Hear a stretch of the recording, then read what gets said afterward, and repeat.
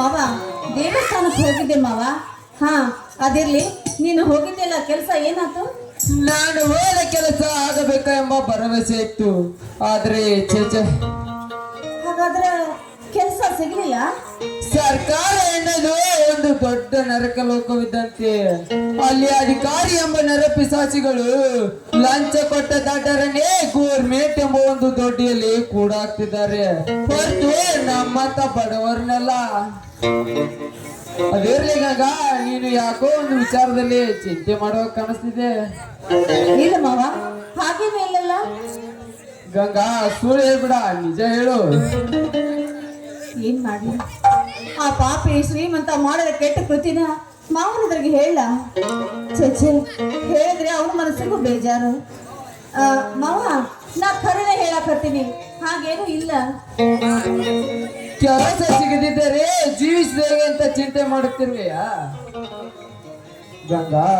ಧರ್ಮವಂತ ನನ್ನ ಅಣ್ಣ ವಿರೂಪಾಕ್ಷಿ ಶ್ರಮ ವಹಿಸಿ ದುಡಿದು ಒಟ್ಟಿಗೆ ಅಣ್ಣ ಹಾಕಿರುವಾಗ ನಾನು ಎಲ್ಲಿಯಾದರೂ ನಿಮ್ಮನ್ನೆಲ್ಲ ಡ್ರೈವರ್ಗೆ ಮಾಡಿ ಸಾಕಿಸಲು ಹೋಗ್ತೇನೆ. ಈ ಮಾತು ಸತ್ಯ ಗಂಗಾ. ಮಾವ, ಆ ಮಾತು ಯಾಕೆ ಮಾತಾಡ್ತಿ? ಕೊಡುವ ದೇವ್ರು ಬಡವನಲ್ಲ ಅಂತ ಹೇಳ್ತಾರ. ದೇವ್ರಿಗಾನ ಅವನ ಕಾಪಾಡ್ತಾನ ಅಂತ ಮಾತೆಲ್ಲ ಆಡ್ಬೇಡ. ಯಾವುದು ಕೆಟ್ಟ ಮಾತು ಗಂಗಾ? ಯಾವುದು ಕೆಟ್ಟ ಮಾತು, ಯಾವುದು ಒಳ್ಳೆ ಮಾತು ಅಂತ ನನಗೆ ಚೆನ್ನಾಗಿ ಗೊತ್ತು.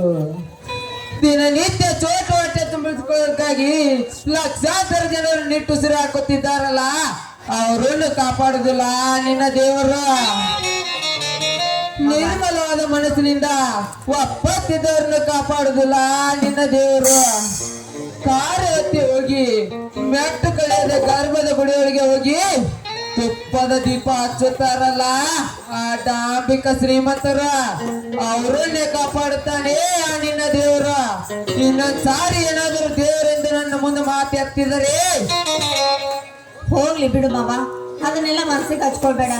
ಕೆಲ್ಸಕ್ಕೆ ಅಂತ ಸಿಟಿಗೆ ಹೋಗಿದ್ದಿ, ಅಲ್ಲಿ ತಿರುಗಾಡಿ ಊಟ ಉಪಚಾರ ಮಾಡಿದ್ಯೋ ಏನ್ ಇಲ್ವೋ?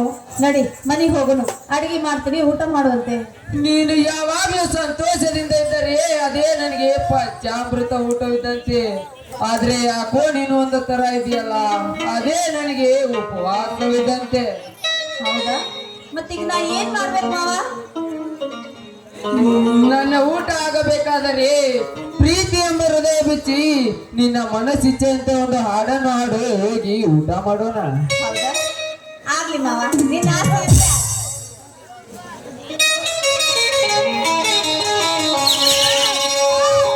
ನೀ ಬಂದರೆ ನನ್ನಗೆ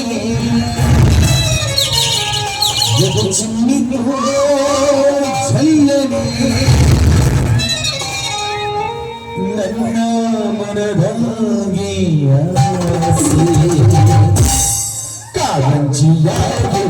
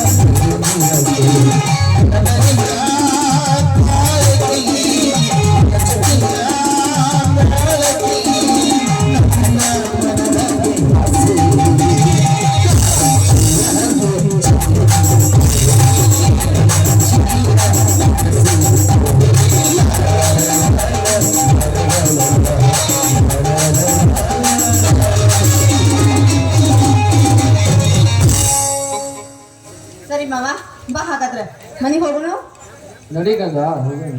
ಬಾ